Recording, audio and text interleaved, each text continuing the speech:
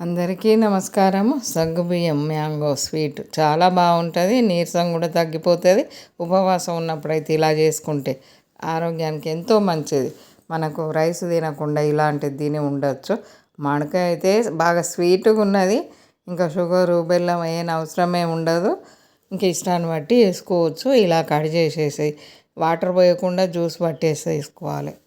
మనకు మంచిగా మామిడికాయ గుజ్జు రెడీ అవుతుంది. ఇంకా ముందైతే సగ్గుబియ్యం ఒక 1/2 అవర్ నానబెట్టేసుకోవాలి. 2-3 గంటలైనా నానబెట్టేసుకోవచ్చు.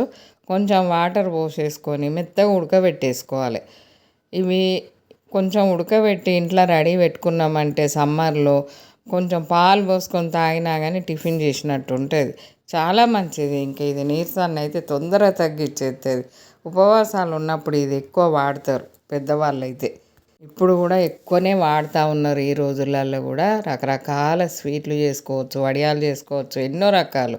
ఇలా ఒక బౌల్లో సగ్గుబియ్యం తీసేసుకొని ఉడికినవి ఇవి మనకు నచ్చినన్ని ఇంకా ఈ గుజ్జు అంతా ఇందులో కలిపేసేయాలి. మామిడికాయ గుజ్జు అంతా ఒక కాయ, ఇంకా ఈ బౌల్కి అయితే ఒక కాయ కలిపేసాము.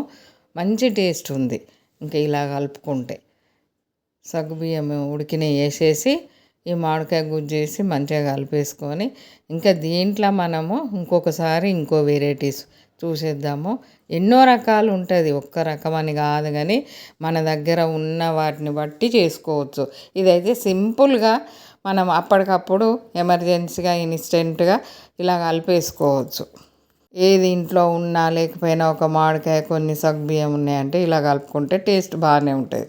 దీంట్లో తేనె వేసుకోవచ్చు, లేకుంటే మనకు మామిడికాయ స్వీట్ సరిపోయింది అనుకున్న వాళ్ళు అలానే తినవచ్చు, సరిపోలేదు అనుకున్న వాళ్ళు తేనె వేసుకోవచ్చు. మాకైతే సరిపోయింది. ఈ మామిడికాయ తీయగా ఉన్నది బాగా, ఇంకా మనకు సగ్గుబియ్యానికి సరిపోయింది.